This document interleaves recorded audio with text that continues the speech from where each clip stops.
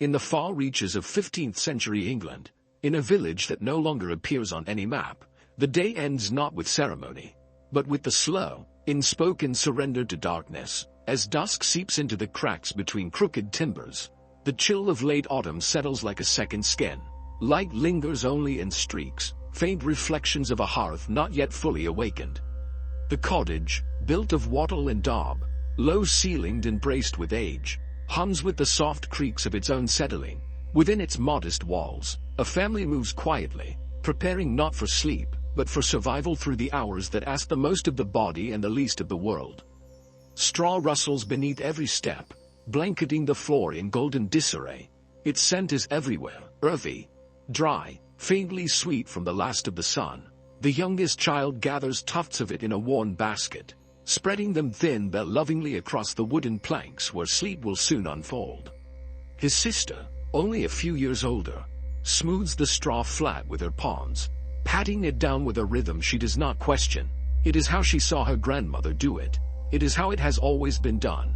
The father stoops by the hearth, coaxing yesterday's embers to life with steady hands and practiced breath. Sparks leap like fleeting thoughts, catching the kindling. A slow orange glow grows from beneath blackened logs, and shadows take their places along the walls.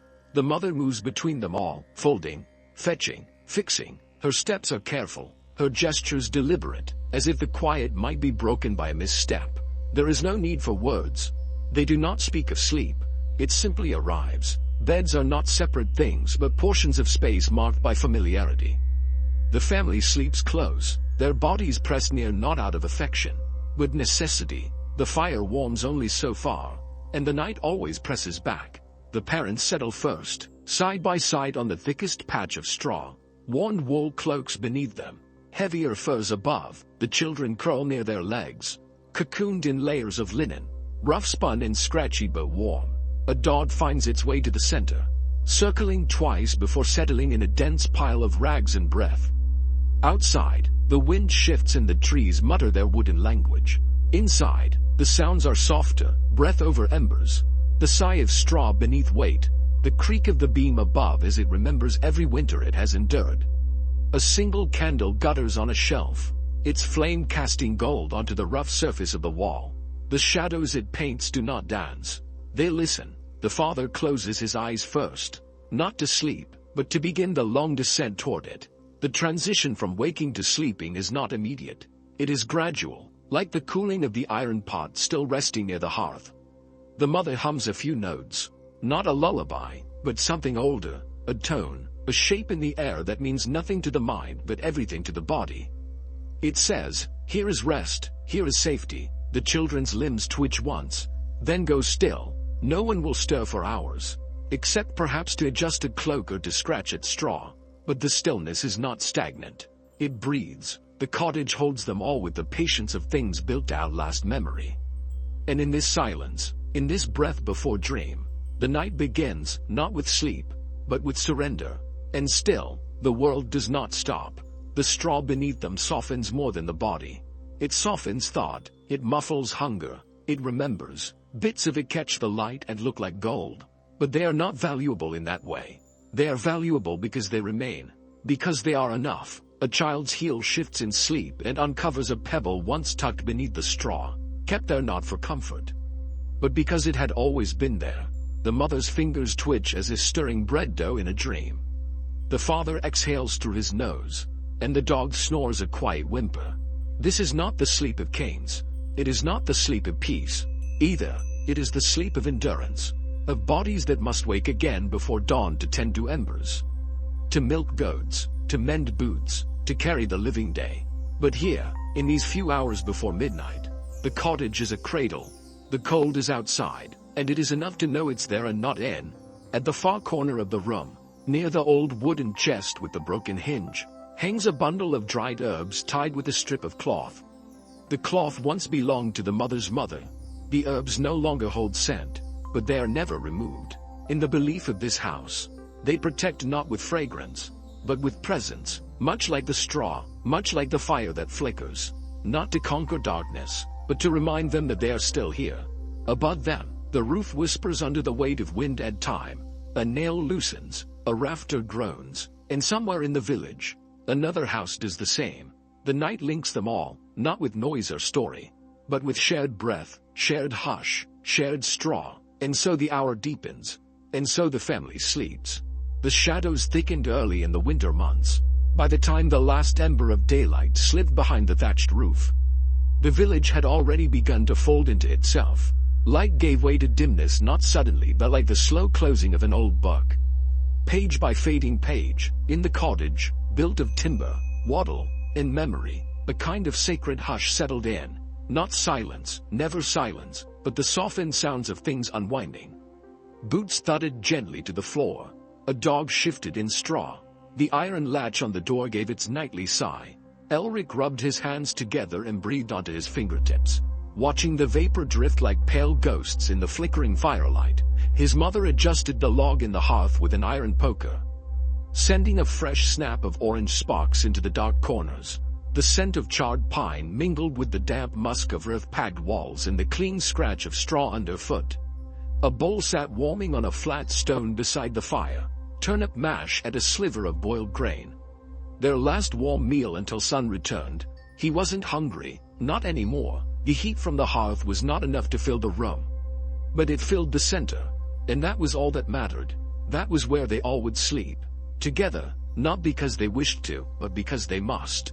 Winter didn't ask for preferences, it asked for survival. His sister Mara had already made a nest of the straw.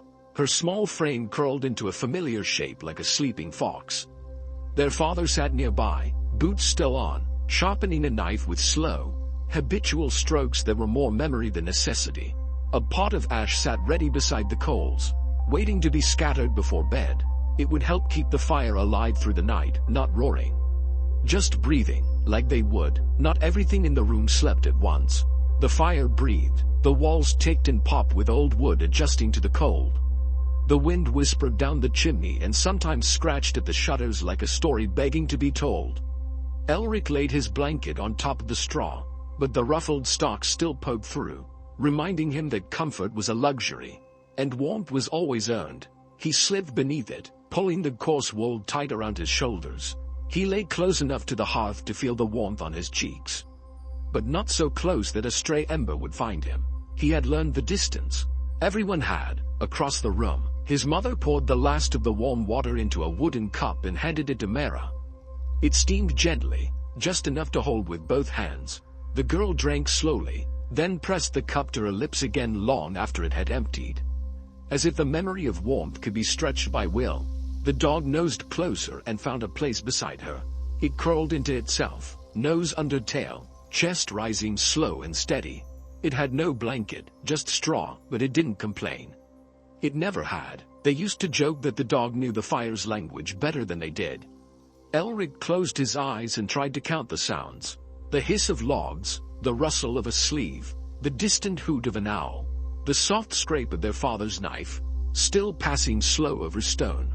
Each noise settled into the room like a familiar companion. There were no loud voices, no declarations, just the rhythm of presence.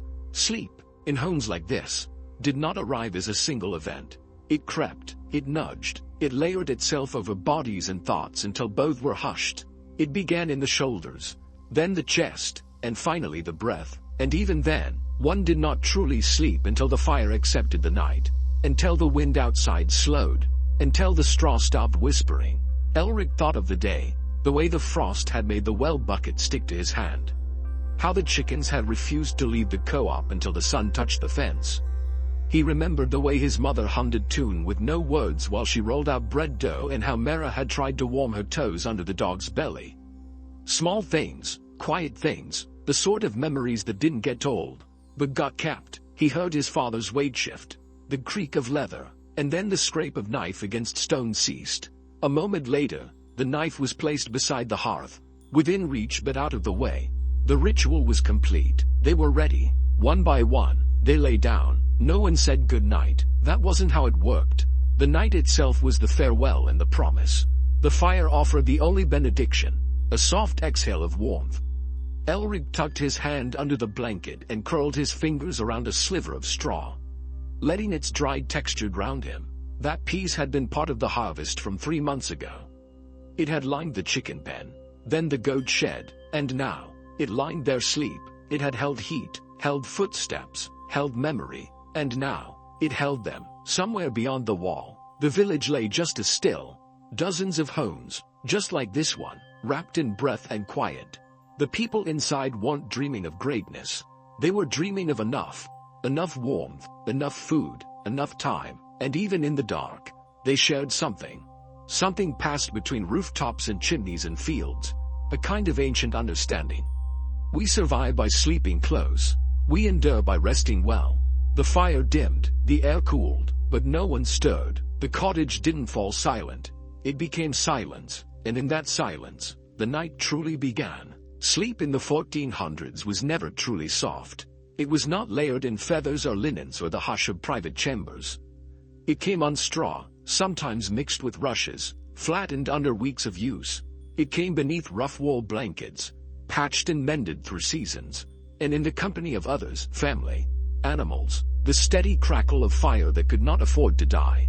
Beds were not separate places, but shared ground, often mere pallets laid across earthen floors or narrow wooden boards above the coldest stones.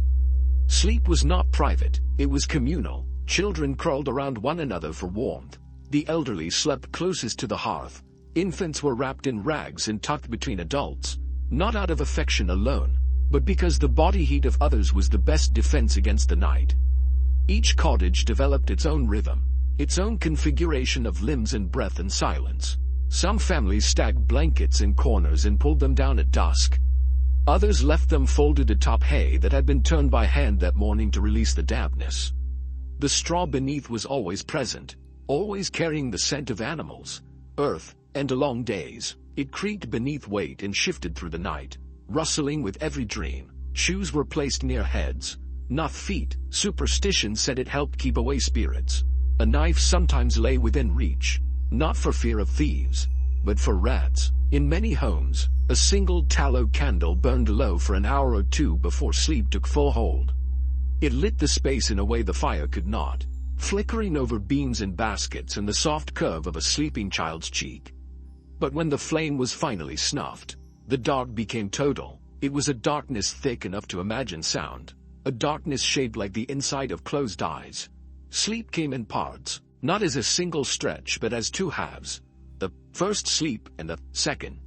It was common to wake midway through the night, without reason or regret. In that space between sleeps, people stirred quietly. Some whispered prayers, others rose to tend the hearth or visit the privy. A few used the hour to think or sew or write, if they were lucky enough to know letters. It was not considered strange, it was simply part of the body's conversation with the dark. Children sometimes woke frightened, and in those cases, the creak of a parent's hand reaching out, the whisper of reassurance, was enough. There were no night lights, only touch, only closeness. Outside, the world remained utterly still, save for the sounds of snow falling from the eaves or wind brushing across the chimney. But within, the pulse of a shared room, the warmth of pressed shoulders and shared breath, created a kind of calm no separate bed could mimic. The animals, too, played their role. In poor cottages, chickens roosted in corners, goats tied near the hearth, dogs curled like extra blankets. Their presence was not a nuisance. It was a blessing. The low thrum of their breathing reminded sleepers that they were not alone. That warmth had layers beyond fabric. That life itself created heat. No one measured sleep by hours. There were no clocks, only instinct, the length of a candle, the angle of the moon through the window, the shape of frost on the sill at first light. These were the ways people marked time. And time, in that world, moved slowly, gently, as if it, too, needed to rest. Parents told stories in murmurs before sleep, half legends, half memory, tales of dream walkers or saints who protected sleepers, of fields that bloomed only in dreams, or animals who whispered truths at midnight. The children didn't always believe, but the stories were part of the sleeping. They made the space feel safe. Even fear was softened by repetition. Pillows, when they existed, were often sacks filled with chaff or rags. Many slept with heads on arms, or wrapped in cloaks bunched beneath the neck. There was no uniformity, only what worked, what could be afforded, what had been passed down. Warmth mattered more than softness. Survival mattered most of all. And yet, in that roughness, there was comfort, a kind of honesty. The body crawled not for posture but protection. The breath slowed not from peace, but from the quiet demand of fatigue. There was no performance in sleeping, no excess, just need in the simple satisfaction of rest earned through labor. Even the youngest learned the unspoken rules of the night: rise slowly, sleep deeply, do not speak if not needed. The fire listens, the straw remembers, the house sleeps, too. The straw beneath them was not fresh each night, nor was it expected to be. It was shaken out when time allowed, sometimes scattered anew after days of use, but always with a kind of reverence. No one tossed it thoughtlessly. They fluffed it with their hands, pulled out the worst of the dirt or twigs, and gave it a shape again, like memory being retold. It was not just a mattress. It was a witness to arguments, to laughter, to sobbing that came only once the candle went out. Neighbors spoke of their sleep in passing, never in detail, never in boast. Slept heavy, someone might say at the well, or woke twice, but it passed. No more was needed. No one sought to perfect the night. It simply came, and they shaped themselves around it. Dreams were rarely described, not because they were feared, but because they were personal, like breath, like silence. Elric once asked his mother what she dreamed of, and she only smiled and said, warm feet. He understood. The hearth, still smoldering, often served as a center, not of comfort, but of alignment. Sleep formed itself around its heat like petals around a stem. No matter how many bodies lay in the room, the hearth knew the distance between them. It kept balance, it set rhythm, and it never truly died. If it did, someone would wake without knowing why, and rise to stir it again. That, too, was part of sleeping. The roof above, thatched and patched, groaned in high winds but kept the dark where it belonged, outside. Through cracks and imperfections, a little moonlight would sometimes find its way in, silvering the straw, making halos of their breath. And in those quiet, near-waking moments, before true sleep or real dawn, there existed something unspoken, a kind of sacredness, a stillness that was not empty, but whole. Mara had a habit of whispering into her straw before sleep. A small ritual, she said, kept her dreams kinder. Elric teased her at first, but he noticed that she rarely stirred at night.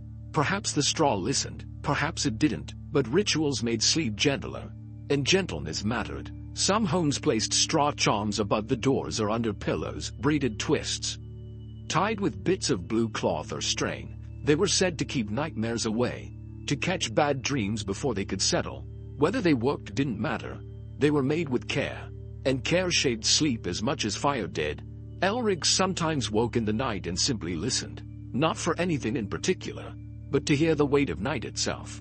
The sound of his sister breathing, his parents shifting, the slow, low rhythm of an entire household trusting the dog to pass. That trust, more than anything, was the foundation of rest. He didn't remember falling asleep most nights. Only the warmth, only the quiet, only the straw. One night, he woke to the sound of snow sliding off the roof. A soft cascade like flour sifted over wood. He stayed still, eyes half open, watching the faint shimmer of moonlight on the rafters. His hand brushed the straw near his face. It was cool, but dry, familiar. He pressed it gently between his fingers, as if it might pulse back. It didn't, but still, he held it for a while. The morning after a good night's sleep was not marked by enthusiasm, but by ease. No groaning, no shivering, just the slow uncurling of limbs, the stretch of joints, the sigh of someone already thinking of the fire. Sleep was a threshold, not a break. It didn't erase the day before, it carried it gently forward. Sometimes, they slept in shifts if the goats were birthing, or the snow threatened to breach the door. In those moments, one pair of eyes remained open while the others drifted. The roles rotated, never spoken aloud, but known. Mara would nudge her mother awake. Her mother would later wake their father. Elric had taken his turn once, and stayed up watching shadows crawl across the wall until they dissolved into light. There were times when sleep didn't come easily, when hunger made bellies restless, or a fever took root. In those hours, the room felt too small, the fire too faint, the dark too pressing. But even then, they stayed close. They whispered prayers or stories, or simply breathed together until one of them found sleep, and the others followed. Elric remembered a winter when the wind blew so loud it drowned the fire's voice. They'd huddled in a single bedroll. All four of them, the dog wedged at their feet. No one spoke that night. There was nothing to say. Only the storm outside and the slow, living heat between them. That night taught him more about sleep than any other. That it was not a gift, but a decision, a letting go. Now, when he lay down, he thought less of sleep as an end, and more as a place he entered by permission, guided not by comfort, but by rhythm, the sound of his sister turning, the creak of the rafters, the hush of the hearth, and always, the gentle crackle of straw. Sleep in the 1400s was never truly soft, but it was honest, and in its honesty, it held the kind of rest that asked for nothing, promised little, and gave just enough. There were rituals that wrapped around sleep, like straw around warmth, ordinary on the surface, but deep in meaning. They were not written down, nor passed like doctrine, but learned by doing, watching, whispering. To live in the 1400s was to live inside a pattern shaped by breath and belief, shaped by what was feared in the dark and what was hoped for at dawn. Some families tied small charms of straw above the beds, twisted with bits of thread or dried herbs, lavender, if they had it, or yarrow. These weren't decorations, they were offerings, intentions, quiet shields. No one asked if they worked, they simply were. Mara once said that straw listened better if it was spoken to kindly. So every few nights, she would whisper her hopes into it, even if her hopes were just to not wake from a bad dream. She said the straw answered by not answering at all. Before sleep, Elric's mother often lit a pinch of sage, if there was any left, letting the smoke curl through the rafters as she murmured something too soft to catch. It wasn't a prayer exactly, more a rhythm, a remembering. His father would sometimes tap the lintel 3 times before blowing out the candle. When asked why, he only shrugged and said, "Keeps the house awake." No one laughed at him for it. Rituals didn't need to make sense to be real. It was said that certain dreams came only when the wind was from the north. These dreams brought warnings, lost animals, broken tools, sour milk. Others believed that if a candle guttered too violently, it meant someone was thinking of you from far away, or that a spirit had entered the room. Such beliefs weren't feared, they were respected, like winter, like fire. Children were taught not to speak aloud about dreams until after breakfast. Let them settle, their grandmother used to say. Dreams are fragile things, speak them too soon and they blow away before they're done. And so, mornings came with quiet chewing and sidelong glances, waiting to see who remembered what, and how much should be told. When a child fell sick and fevered, they would sometimes place a ring of braided straw around the bed. The idea wasn't to heal, but to guard, to hold the child in place, to keep the soul from wandering too far. It was believed that spirits drifted more easily at night, especially when bodies were weak. The straw served as both anchor and circle of kindness. No one stepped across it without permission. There were stories, of course, of straw dolls that whispered at night, of bundles that moved themselves in moonlight, of dreams that spoke in languages never learned. Elric didn't believe most of them, but he liked how they felt, like threads tying his world to something older, unseen but trusted. Mara, on the other hand, believed fiercely. She once made a doll of straw and named it after their goat, then left it out during a thunderstorm just to see what would happen. The next day, she said the doll was facing a different direction than before. She didn't explain what that meant. No one asked. Elric's grandfather had strange ways, too. He refused to sweep the house after sunset, believing it chased the luck away. The floor will wait, he'd say, but fortune doesn't like a broom after dark. And so, bits of straw and ash stayed where they were until morning. This, too, became a kind of ritual, a kind of patience. Not every belief was gentle. Some feared the crushing spirit, a shadow said to sit on sleepers' chests, pressing the breath from them, to keep it away. Mother's left shoes pointed outward beneath the bed, a handful of salt near the hearth, a bent nail on the window ledge. These were not superstitions, not to them. They were precautions, they were care in physical form. The hearth itself was sacred, not in the way of churches, but in the way of mothers. It held more than flame. It held memory. Arguments ended near it were never repeated. Secrets whispered near its embers seemed to stay there, as though the fire had swallowed them gently. Before sleep, each member of the family gave it a glance, sometimes brief, sometimes lingering, a check that it was still alive. still with them. On some nights, the line between dream and world thinned. This was especially true on feast days or solstices, when the air felt strange and heavier than usual. Those nights, sleep came more cautiously. People lay down with extra bundles, extra blessings, extra silences. It wasn't fear, exactly, just awareness, like standing near a well and feeling the depth, even if you don't peer in. Mara said once that the straw knew when someone in the house was carrying sadness. That it shifted differently, resisted more. Elric thought she was imagining it. But one night, after their neighbor lost her child, Mara laid a fresh layer of straw beneath her blanket without being asked.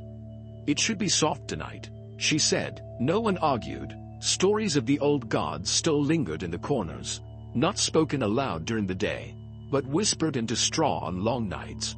Offerings of oats or dried herbs were left in small wooden bowls. Not every night, just when the air felt hollow, when someone had a bad dream, when a fox cried too close to the door. Some straw bundles were kept long after their usefulness had passed, tied tight with faded ribbon, tucked into shelves or boxes. No one claimed them, no one threw them out. They were reminders, perhaps, of births, of deaths, of winters survived, a way to hold on to something without knowing what it was.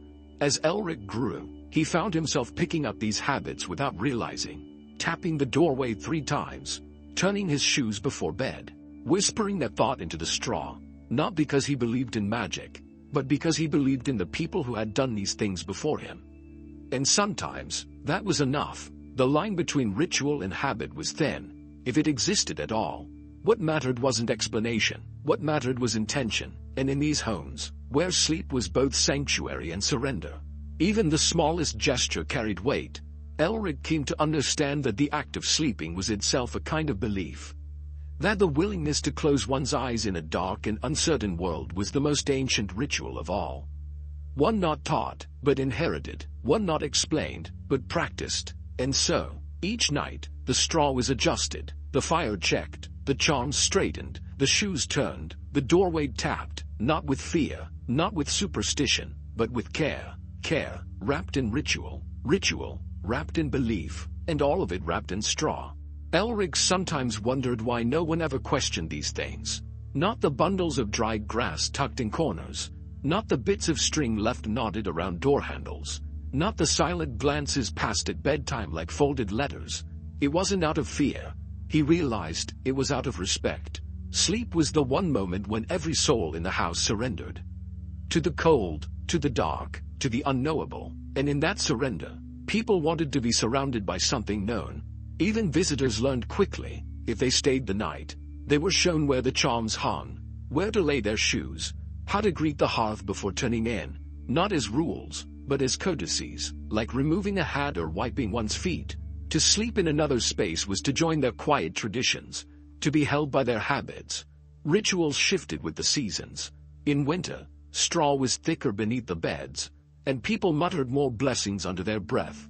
In spring, they added fresh herbs to the bundles and opened shutters to let the dreams drift out with the morning air. In autumn, they made dolls of the last harvest, set them near sleeping places, and thanked them for what had come. Summer was for open doors and scattered straw, for less fear and more forgetting. When Elric was very small, he had once woken to find his mother braiding straw in the moonlight. She said it was for protection, but never explained what from, only that she did it each time the moon was full and the owls sang too close. That braid had hung above their door until it yellowed and crumbled. But by then a new one had replaced it. He grew to understand that none of it was accidental. That ritual was how people made meaning in the face of repetition. That belief didn't need an answer, it only needed attention. And in a world where nights were long and mornings uncertain, even the smallest gesture became a kind of faith. So he added his own, a pebble beneath the blanket, a line of straw tucked behind the shutter, a word spoken to no one before sleep, not for protection, not even for luck, just to feel connected, to the rhythm of those who came before, to the hush of the cottage walls, to the breath of the straw beneath him. Each night, as he settled into sleep, he didn't ask whether the charms worked or the straw heard. He only noticed that they were there. And somehow, that was enough. They were proof that care had been taken, that someone had thought of this moment before it arrived, that even in sleep, he was not alone. And so the rituals continued, quiet, steady, unexplained, as they always had. Sleep was never the same from season to season. It changed with the air, with the light, with the shape of the sky outside the cottage window. In winter, it came early and heavy, pulled over the household like another layer of wool. In summer, it arrived reluctantly, drifting in only after the moon had softened the heat left by the sun. Spring brought restless sleep, tinged with energy and thaw, while autumn folded sleep around the body like a sigh. In the coldest months, they slept deeply, sometimes for 12 hours or more, not because they were lazy, but because the dark asked them to. There was little else to do. Fields were frozen, days were brief, and even the animals moved slowly. The fire became both anchor and clock. They measured time not by hours, but by how many logs burned through the night, by how long the embers glowed before they had to be stirred. The family would gather their blankets before dusk and arrange themselves near the hearth. Straw was piled high, sometimes mixed with dried moss for softness, and everyone took their place with practiced movement. The dog knew where to curl. The children knew whose toes to steal for warmth. Mara always claimed the corner near the beam where the wind hound lowest. Elric often lay beside her, shoulder to shoulder, breath forming clouds in the half-light. The world was still. The snow outside muffled everything. No footsteps, no wheels, just hush. Sleep in winter was not just about rest. It was about survival. The human body knew this. It slowed, it huddled, it made fewer demands. No one stayed up late unless they had to. Night was long, and the dark was heavy, and sleep came like a blanket, not just over the body, but over thought. Dreams in winter felt slower, deeper, as if even the mind moved through snow. They did not wake easily in winter. The body resisted rising from warmth into frost. Morning routines were brief and silent. Stoke the fire, break the ice in the water jug, pull on stiff clothes still holding the chill of night. Straw stuck to their sleeves and hair. It was not elegant, but it was life. Come spring, sleep began to shift. The first signs were not in the fields, but in the bedroom. People stirred earlier. Dreams grew more vivid, flickering with green and motion. The straw smelled fresher. The air moved. Elric would wake to birdsong instead of the brittle creak of timber. The family still huddled together, but now they left space between their shoulders. Their bodies needed less holding. The hearth still burned, but lower, more for comfort than necessity. With spring came the return of segmented sleep. People stayed awake longer, woke in the night and didn't immediately return to bed. Elric sometimes watched the moon pass across the window frame, thinking about the planting to come. Mara hummed softly in her sleep. Their parents whispered about chores or harvest dates. The night no longer held only quiet, it held plans. Autumn brought another kind of sleep. It was slower, not as deep as winter's, but more thoughtful. The body ached from work, harvests, stacking wood, preserving food, and it leaned into the straw gratefully. They slept hard in autumn, often falling asleep mid-sentence. No one minded. It was the season of earned rest, of backs bowed, then finally still. The light in autumn came late and left early. Candles returned to the night table. Blankets returned from storage. The fire crackled louder. Straw was shaken and refilled. The room regained its hush, but it was a hush of fullness, not emptiness, the hush of enough. Summer sleep, though, was its own kind of chaos. The air was hot, the hearth lay cold. They often slept with doors open, windows propped with stones. The breeze came and went as it pleased.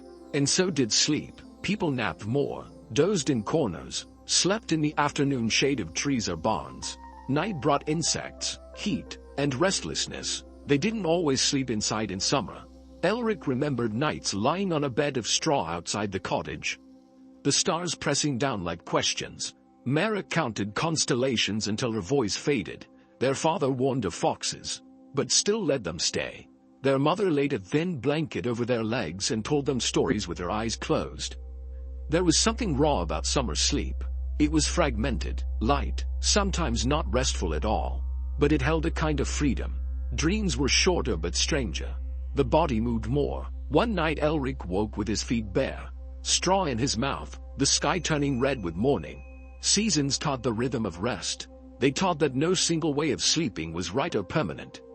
That sleep, like the earth, turned, adapted, waited, demanded different things. And always, the straw adjusted with them. Thicker in winter, fresh in spring, scattered in summer, dry and deep in autumn. Each season carried its own bedtime sounds. Winter was the crackle of fire, the muffled world beyond the door. Spring brought the dripping of thaw, the groan of soil waking beneath the house. In summer, crickets sang endlessly, and dogs barked at nothing. Autumn whispered through drying leaves and knocked walnuts onto the thatch above. The bedding shifted too. In winter, they layered thick woolens and wore socks to bed. In spring, they slept in tunics. Summer meant bare legs and unbuttoned collars. Autumn brought back the cloaks folded at the foot of the bed. Straw adapted more than anything. Piled, scattered, replaced, compressed, it became a second skin for the floor, insulating them not just from cold, but from the weight of earth. Mara liked to mark the changing seasons by changing the scent of their sleep. In spring, she tucked crushed mint into the straw. In autumn, a few dry lavender stems saved from summer. It didn't change much, but when Elric woke in the middle of the night, the faint fragrance anchored him, a quiet way to remember when they were. As the family aged, so did the patterns. Their father snored louder in summer, rolled less in winter. Their mother took longer to fall asleep in spring. Mara whispered fewer stories and started sleeping on her side. Elric began waking before the others. None of it meant anything. And yet, it did. The village as a whole slept seasonally. 2. The bakers slept through summer mornings but woke early come winter. The shepherd napped under trees in July but paced by the hearth in January. Doors creaked differently. Chimneys sighed more or less depending on the wind. Even the animals followed the rhythm. Chickens roosted longer in December. Goats sprawled flat under July's moon. No one recorded these things, but they were known, felt, trusted. The villagers didn't speak about seasonal sleep in theory. They lived it. Their dreams shifted, their bodies followed, and straw caught the change like a journal never written but always kept. Elric learned to feel when the sleep of winter had ended, even before the days grew longer. His breath stopped smoking, his feet stayed warm, he dreamed in color again. One morning, he rose without groaning and knew spring had returned. The seasons asked for different kinds of surrender. And sleep, each night, was their answer. By late spring, Elric sometimes stayed up just to feel the change. He would sit beside the fading fire and listen to the sounds of settling walls, to the straw beneath the doorframe shifting with a night breeze. The darkness wasn't as deep, and the silence wasn't as heavy. It was a different kind of night, one that held less fear, more wondering. They no longer crowded as close in bed. Limbs relaxed, space grew, and in that space, dreams stretched. Mara spoke of a dream where the fields whispered secrets. Their father said nothing, but stirred the fire with more softness. Their mother began saving bits of straw from each season, tying them with colored thread. A bundle of winter white, spring green, summer gold, autumn brown. They were never used, only kept. Like a record, there was something beautiful in knowing how they change, how sleep shifted with the sun, how straw remembered what they didn't. When summer ended, Elric didn't mourn. He shook out the bedding with care. He watched his sister lay down lavender again. And when the wind turned, he whispered thanks into the straw for carrying them once more. So they slept as the world changed. Not resisting, not clinging, just listening, just lying down, letting the seasons take them, quietly, gently, into sleep. Mornings didn't begin all at once. They stirred, like dough left to rise. Slow and steady. There was no alarm, no sudden brightness, only the thinning of darkness, the soft shift of breath to movement, and the first reluctant sound of feet finding the floor. The fire, now no more than a bed of ash and buried coals, waited to be remembered. Elric often woke first, not out of obligation, but out of habit. His body had learned the rhythm of light creeping in past the shutter. The air was cold, always cold in those first minutes, but not biting. It held a kind of silence that asked to be preserved, so he moved slowly, pushing the blanket aside, feeling the straw's stiffness beneath him, the echo of night still clinging to his clothes. The room was dim, but not dark. Gray morning pooled near the hearth and along the wooden beams, revealing what the fire had hidden. His sister curled tighter, the dog pressed to her side. His mother breathed evenly, one hand resting palm up on the blanket, fingers still. Their father made the first sound, a long breath, half sigh, half stretch, but didn't rise. Not yet. Elrig moved toward the hearth, crouched, and stirred the ashes with a stick until the faintest orange blinked back at him. He fed it slowly, then kindling first. Bits of bark, a twist of straw, and waited until it caught. Fire had its own mood in the morning. It did not roar, it unfolded, like a memory returning. When it finally licked the wood, Elrig sat back on his heels, the warmth just beginning to reach his fingers. The smell of smoke reached the others before the sound did. It tugged at them gently, like a soft call across a field. Mara stirred next, muttering something into the straw before lifting her head, hair wild, eyes half lost in dream. She didn't speak, just nodded toward the fire and pulled her blanket around her shoulders. Their mother rose with less ceremony. She'd already been half awake. The creak of her knees, the rub of her palm across her eyes, these were her greetings. She crossed the room in practiced steps, added water to the pot, and set it near the edge of the growing flame. Her face, lit from beneath, looked older in the morning. Not tired, just real. Their father was last, not because he was slow, but because he waited. He believed in giving the fire its moment, in letting the house speak before he did. When he finally sat up, he rubbed his neck, then his shoulders, then stood in one motion and stretched toward the rafters. The firelight caught the lines in his hands like rivers in frost. The dog thumped its tail and yawned, already watching for crumbs. Elrig smiled and reached to scratch behind its ears. Outside, a rooster crowed, not sharp or insistent, but like a reminder, a marker that time had moved. Morning had arrived. They did not speak much yet. Words came later, after the pot simmered, after the fire grew bold enough to claim its space. Their mother dropped in oats, a pinch of salt, a bit of leftover root. Breakfast wasn't a meal, it was a warming, a gathering, a moment to say, "We begin again." Each person moved through the same motions. Merritt combed her hair with her fingers. Their father dusted ash from the windowsill. Elrig folded the blanket and beat the straw back into shape. Not perfectly, just enough to smooth yesterday's weight. The room changed slowly. Blankets stacked, boots found. The cold retreated, not because it left, but because they pushed it outward with fire and breath and the gentle insistence of routine. When they finally sat together, bowls in hand, it wasn't ceremony, it was rhythm. Elric liked that part of morning most. The quiet chewing, the steam rising, the way no one rushed. They had work to do, always, but for these minutes. They belonged to the straw, to the fire, to each other. Mornings were not loud, they were woven, fretted with gestures and glances, with the soft slap of cloth, the clink of spoon against wood, the sigh of waking limbs. Outside, the frost began to lift from the ground. Inside, something similar happened in their chests. The cottage never smelled better than in the morning, not because of food, but because of life returning. The scent of warm stone, wool rubbed by hands, fresh smoke, and the faint mineral hush of water warming in the pot. Even the straw smelled different, less of sleep, more of day. It rustled when stepped on, no longer muffling but moving. Once the bowls were empty, they placed them in the wash basin without speaking. It was not silence from coldness, but from familiarity. They did this every morning. It didn't require comment. Their bodies remembered what came next. Elrig pulled on his boots near the door. The leather was stiff but forgiving. He wrapped a cloth around his ankle, not for injury, but because that's how his father did it. The gesture mattered. Mara checked the feed bucket for the chickens.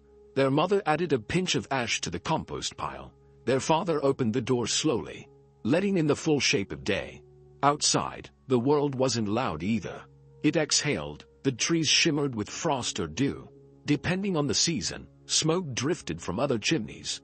Somewhere a wheel creaked, a bucket clanged, all of it soft, all of it beginning. The family spread out like threads unwinding from the same spool. Elric would tend the animals. Mara would gather kindling. Their father would check the fence. Their mother would return inside to fold laundry or mend clothes or knead dough for later. The work was quiet, but it was not lonely. The house itself seemed to stretch. The walls, still damp with sleep, eased into their lines. The hearth glowed without flames now, only coal and memory. The straw had shifted beneath every step, leaving fresh paths across the floor, proof that they had risen. No one said goodbye. There was no need. They were still close, within reach of voice or whistle. But stepping out into the world was its own kind of transition. And it always began the same way, with fire lit, with straw ruffled, with breath steaming in morning air. Sometimes, Elric lingered a moment before stepping outside. He would look back at the room, the blankets folded, the bowl wiped clean, the coals flickering. It wasn't beautiful, not in the way of paintings or songs, but it was whole, it was steady, it had held them through the night and would do so again. Mornings did not chase away the night. They accepted it, wrapped it, folded it into the day's beginning. The straw beneath their feet remembered everything, and still, it rustled gently, as if to say, yes, begin again. Later in the morning, long after the first warmth of the hearth had faded into background comfort, the tasks scattered into their full rhythm. Elric passed by the coop and noticed how the straw near the nesting boxes had already begun to flatten again. Mary's footprints made trails through the frost-dusted path to the woodpile. Their father's coat still hung on the post near the shed, catching the sun. Inside, their mother hummed as she scrubbed a pot with sand and straw. It was the same tune each morning, one that had no name but always made the room feel less still. The windows glowed faintly gold from the outside light. Dust hung in slants. The dog turned in a slow circle and lay down again, this time near the door, ready to move if asked, but otherwise content. There was a kind of grace to mornings like this. No rush, no proclamations, just movement, just life slipping back into its shape. Elric paused while carrying the feed bucket, watching the steam rise off it in curls. He thought about the night before, not the dreams, but the moments, the hush, the warmth, the breath of others near his own. It lingered when he returned to the cottage at midday. The fire had been stirred again. The straw had been swept gently but not perfectly. New footprints crossed the floor. The smell of baking and ash met him at the threshold, but it was still morning in its own way. The kind of morning that stretched across hours, not with urgency, but with presence. He walked in quietly, set the bucket down, and sat for a moment near the hearth. The dog placed its head on his knee. Outside, Mary laughed faintly at something the chickens had done. Their mother wiped her hands on a cloth. Their father stood in the doorway, checking the sky. It was just another morning, but to Elric, it felt like the world had whispered something simple and true into his ear. You woke, you were warm, and you were together. Sometimes, that was enough. Conclusion. What the straw kept. There was never a book to record it. No carved names, no written accounts, no songs, and yet, the story of how they lived, how they breathed and slept and held each other through the longest nights was never lost. Because the straw remembered. It remembered every footprint, every breath drawn in sleep. It remembered the weight of limbs after harvest, the heat of laughter folded into blankets, the quiet shiver of sorrow when someone didn't stir in the morning. It remembered being laid gently beneath newborns, being scattered around beds when fevers came, being plucked one stem at a time to patch a hole, wrap a wound, bless a journey. No one ever thanked it, no one bowed to it, but the straw held everything.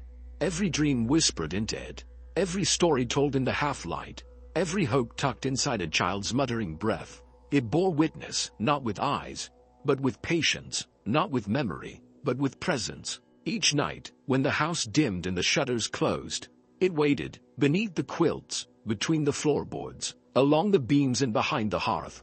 It did not judge, it did not forget, it simply held on. As the people laid down their bodies, the straw took their weight, and in return, gave them something rare: silence that listened, darkness that didn't press, stillness that meant safety. They did not know what they gave it, but it kept everything. There were no monuments built for them, no statues bearing their likeness, but the straw knew their shape. It remembered how Marid tucked her knees in tight and Elric lay with one arm beneath his head. It remembered the weight of their father's boots resting beside the door, the way their mother folded the blankets, each corner smoothed with the care of someone who had seen too many winters end too harshly.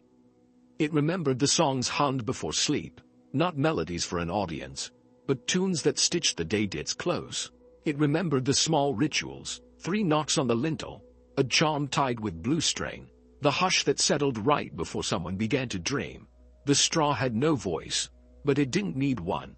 It was in everything. It was the thread sewn through all they touched, the baskets they carried, the beds they collapsed into, the dolls they gave their children, the charms they never explained but always kept. It softened the weight of memory, of exhaustion, of grief. When someone passed, the straw was scattered in their honor, a path from the hearth to the door, so their spirit might find warmth and not wander.